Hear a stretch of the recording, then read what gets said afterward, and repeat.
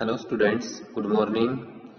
We are reading 6th lesson Rural Administration and we have read about the police and the village patwari and duties of village patwari. And now we will read about revenue collection and some activities about village patwari. The Patwari maintains a detailed report of each plot of land in a village. पटवारी जो है वो maintain करता है जो भी गांव में plot of land होती है उसके बारे में जो रिपोर्ट होती है वो तैयार करनी होती है पटवारी को. It's area honours details of crops grown etcetera. इस एरिया का मालिक कौन है, इस एरिया में जो क्रॉप्स उगाई गई है वो कितनी उगाई गई है, किसके द्वारा उगाई गई है, ये सारे रिकॉर्ड्स जो है वो पटवारी को रखने होते हैं. After the harvest seasons in April, October and February he conducts inspection to find out the yields of crops from each plot. जो हार्वेस्ट सीजन होता है यानी फसल की जो कटाई का समय होता है उसके बाद क्या होता है, जब अप्रैल में, अक्टूबर में और फेब में, इसमें क्या होता है पटवारी को इंस्पेक्शन करना होता है कि प्रत्येक प्लॉट से कितनी क्रॉप्स जो है वो आई है. All his records are written down in a report called the khasra, यानी कि जिसमें ये सारी रिपोर्ट तैयार करता है उसको खसरा कहा जाता है. A farmer has the right to ask for the khasra of his land if there is any dispute. कोई भी किसान खसरे को देख सकता है, उसके बारे में पूछ सकता है. अगर कोई भी डिस्प्यूट होता है, कोई भी झगड़ा होता है तो किसान के पास ये राइट होता है कि वो खसरे को देख सके. इन रिसेंट ईयर्स, हाल ही के दिनों में क्या हुआ है, in many villages patwaris have been using computers to maintain records, कि अपना रिकॉर्ड्स रखने के लिए कंप्यूटर का यूज करते हैं. It is important that the khasra contains updated information about each plot of land. यह भी महत्वपूर्ण होता है कि खसरा जो होता है उसमें इंफॉर्मेशन जो है वो अपडेट की जाती है each plot of land. If a farmer digs a new well or increases the area of cultivable land, it should be reported to the patwari immediately so that his records can be referred to in case of a dispute. क्या होता है कि अगर कोई भी किसान अपनी cultivable land को इंक्रीज करता है, बढ़ाता है, या अपने कल्टीवेबल लैंड में वेल को डिग्स करता है, मीन्स कुआं खोदता है इरिगेशन के लिए, तो उसे ये सारी रिपोर्ट पटवारी को करनी होती है तुरंत, ताकि आगे कोई भी डिस्प्यूट जो है वो ना बने. तो पटवारी जो है उस चीज को अपने रिकॉर्ड में रख लेगा. Revenue collection. A district collector also known as deputy commissioner is in charge of administration in a. तो रिवेन्यू कलेक्शन में क्या होता है, जो डीसी होता है, डिस्ट्रिक्ट कलेक्टर जिसको बोलते हैं, हम इसको डिप्टी कमिश्नर भी बोलते हैं, वह एडमिनिस्ट्रेशन इन ए डिस्ट्रिक्ट, पूरे डिस्ट्रिक्ट में जो एडमिनिस्ट्रेशन होता है, प्रशासन होता है, उसका इंचार्ज माना जाता है. मीन्स डिस्ट्रिक्ट लेवल पर जो एडमिनिस्ट्रेशन का इंचार्ज माना जाता है वो हमारे डीसी को माना जाता है, जिसको डिस्ट्रिक्ट कलेक्टर और डिप्टी कमिश्नर के नाम से जाना जाता है. तो इसमें एक किसान दिखाया गया है और पटवारी को भी दिखाया गया है. तो इसमें जो उनकी बातचीत होती है वो देखो क्या की गई है. Last year there was one tubewell in your plot, where has that gone this year. तो पटवारी जो है वो किसान से बात करता है कि आपके खेत में पहले ट्यूबवेल हुआ करता था और अब वह आपके खेत से कहाँ चला गया. No sir, actually my brothers has taken over a part of my land, so now the tubewell is under him. अब किसान जो है वो इस अधिकारी को, इस ऑफिसर को बात बताता है कि नहीं सर, जो लैंड थी जिसमें ट्यूबवेल वाला पार्ट था वो लैंड अब मेरे भाई के पास चली गई है. How is that possible, I will have to measure your land again. तो ऑफिसर जो है वो कहता है कि ये कैसे पॉसिबल हो सकता है, तुम्हारी जमीन को दोबारा से मेजर किया जाएगा। Sir shall I get you a ruler, क्या मैं एक रूलर ले सकता हूँ, या आपको कोई रूलर दी जाए। Each district is divided into subdivisions called tehsils और तालुकास। डिस्ट्रिक्ट को डिवाइड किया जाता है सब डिविजन्स में, तहसील में, तालुकास में। तालुकास आर अगेन डिवाइडेड इन पैरागान्स। तो डिस्ट्रिक्ट जो है उसको सब डिविजन्स में डिवाइड किया जाता है, जिसको तहसील और तालुका के नाम से जानते हैं। मीन्स इतने बड़े डिस्ट्रिक्ट का जो एडमिनिस्ट्रेशन है उसको अकेला आदमी चला नहीं सकता, तो उसको अलग अलग हिस्सों में डिवाइड किया जाता है। तो उसको अलग अलग हिस्सों में डिवाइड करने के बाद उसको तहसील और तालुका का नाम दिया जाता है। और तालुका जो होते हैं उनको भी जो दूसरे हिस्सों में डिवाइड किया जाता है उसको परगनास बोलते हैं। Each Pargana consist of A group of villages, और प्रत्येक परगना में कुछ गांव जो है वो शामिल किए जाते हैं।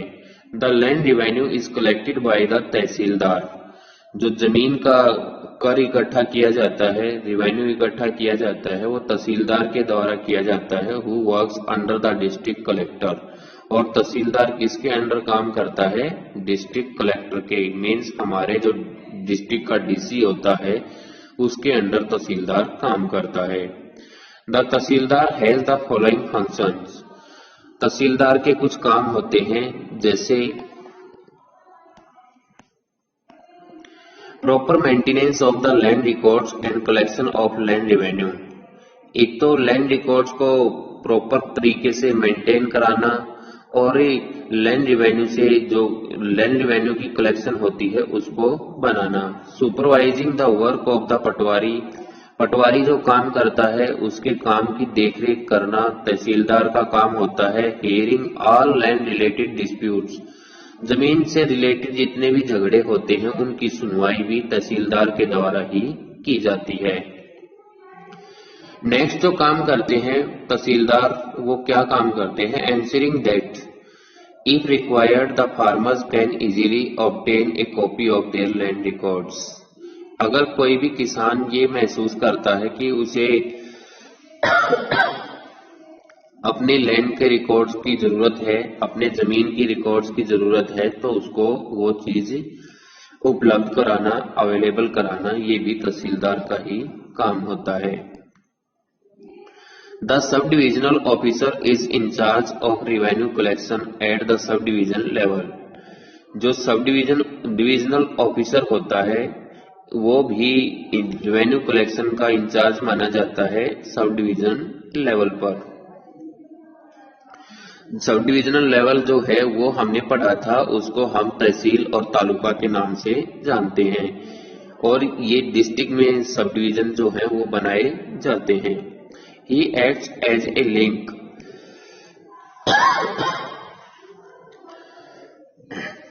वह काम करता है between the tehsildar and the district collector.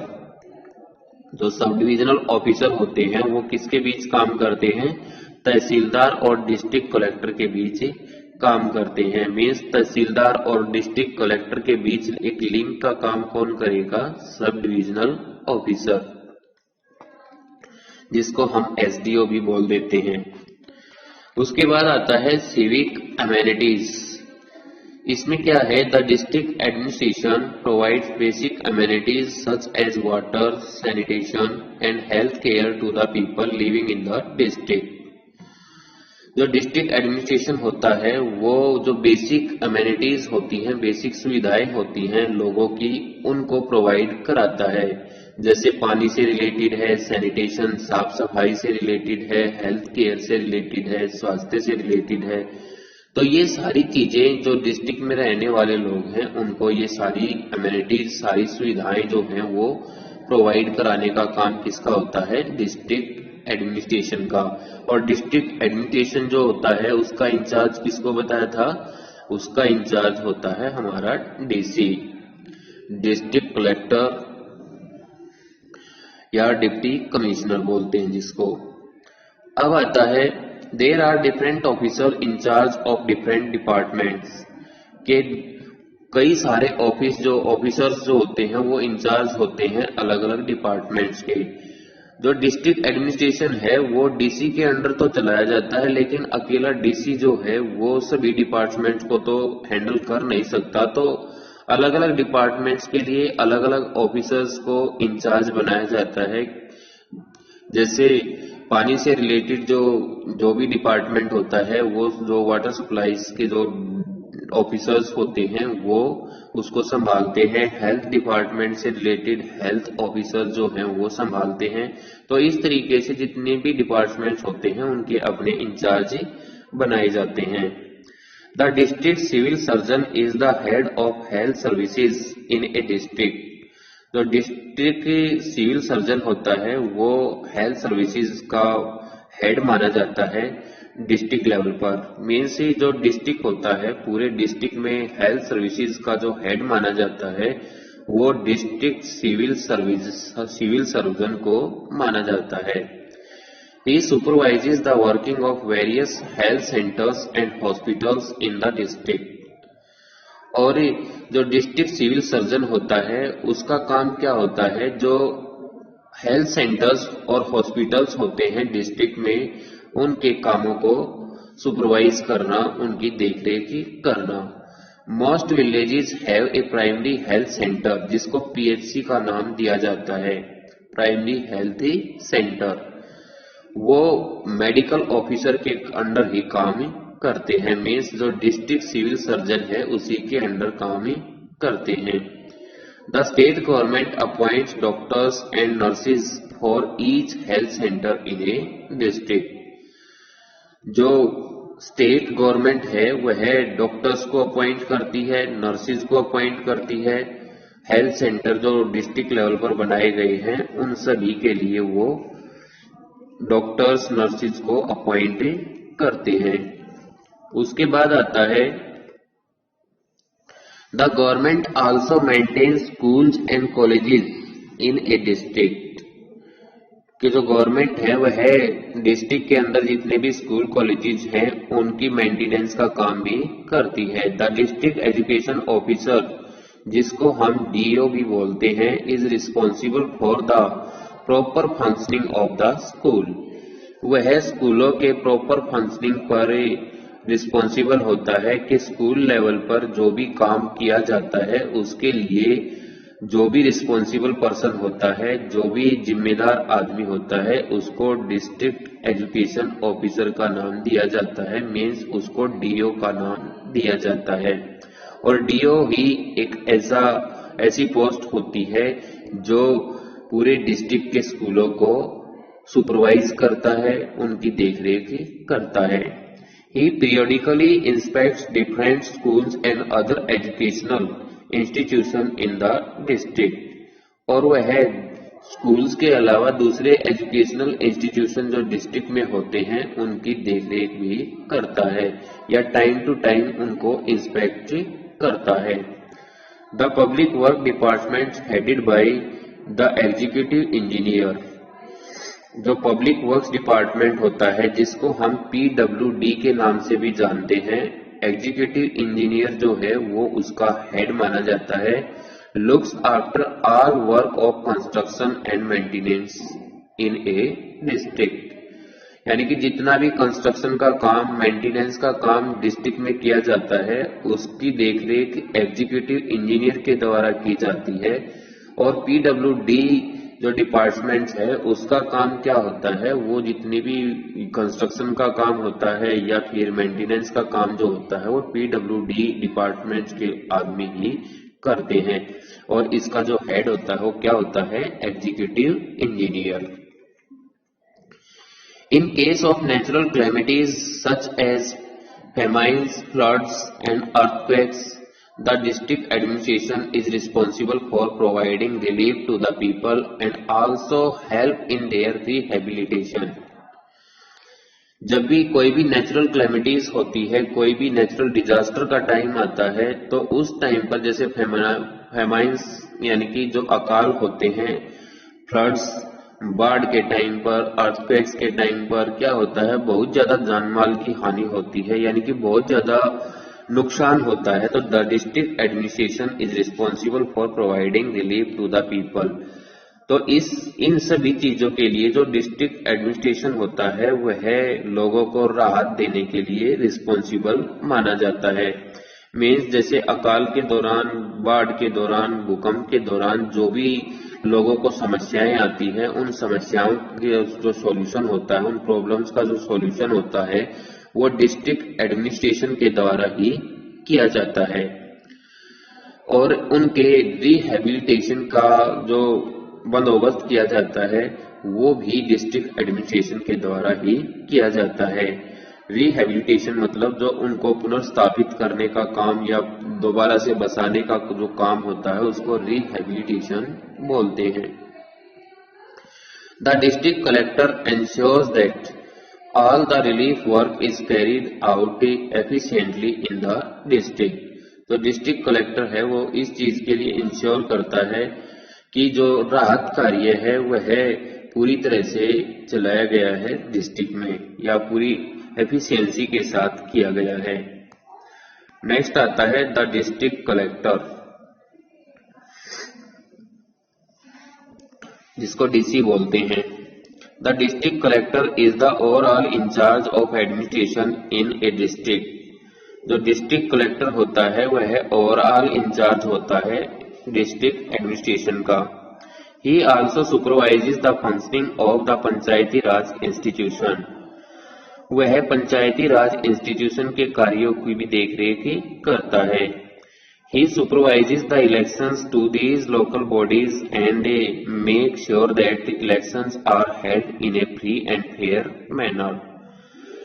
DC का काम क्या होता है, वो इलेक्शंस की भी देखरेख करता है कि जो हमारे लोकल बॉडीज के जो इलेक्शन होते हैं, यानी कि विलेज लेवल पर जो इलेक्शन होते हैं सरपंच और मेंबर्स के, उन इलेक्शंस की देखरेख करता है कि जो इलेक्शन है वो फ्री और फेयर तरीके से किए गए हैं या नहीं किए गए। फ्री एंड फेयर मैनर का मतलब होता है कि लोगों को किसी दबाव में या किसी गैर कानूनी तरीके से वोट देने के लिए बाध्य तो नहीं किया गया है। मीन्स जो चुनाव है वो लीगल हुआ है या इलीगल हुआ है, ये चीज देखने के लिए डिस्ट्रिक्ट कलेक्टर की जिम्मेवारी होती है। He can also send a report to the state government. वह स्टेट गवर्नमेंट के लिए भी रिपोर्ट भेजता है if he feels that the panchayati raj bodies are not working properly. यदि डीसी को ऐसा लगता है कि जो पंचायती राज बॉडीज है वो अच्छे से काम नहीं कर रही, तो वो स्टेट गवर्नमेंट को क्या है, एक रिपोर्ट भेजता है। For the smooth administration of a district, district level पर स्मूथ एडमिनिस्ट्रेशन को चलाने के लिए क्या होता है, it is important that the local bodies as well as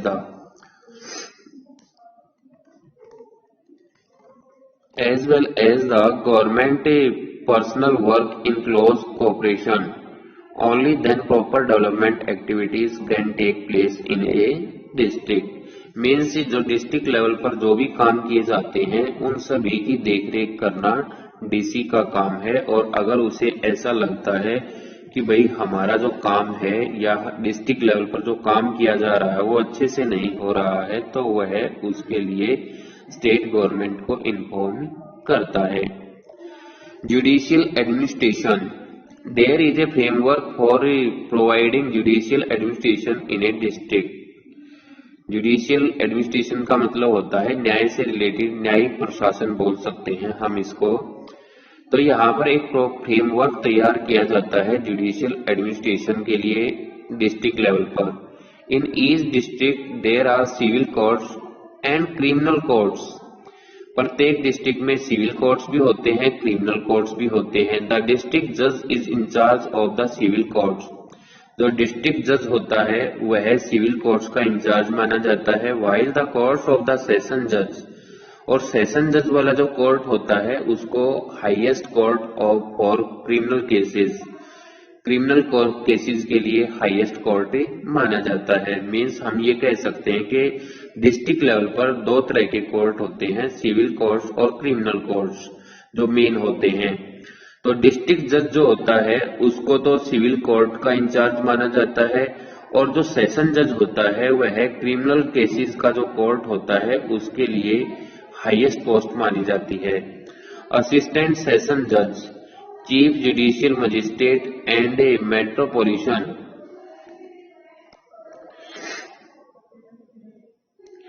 magistrate जो है वो other important judicial officers in a district. तो ये दूसरे जुडिशियल ऑफिसर माने जाते हैं।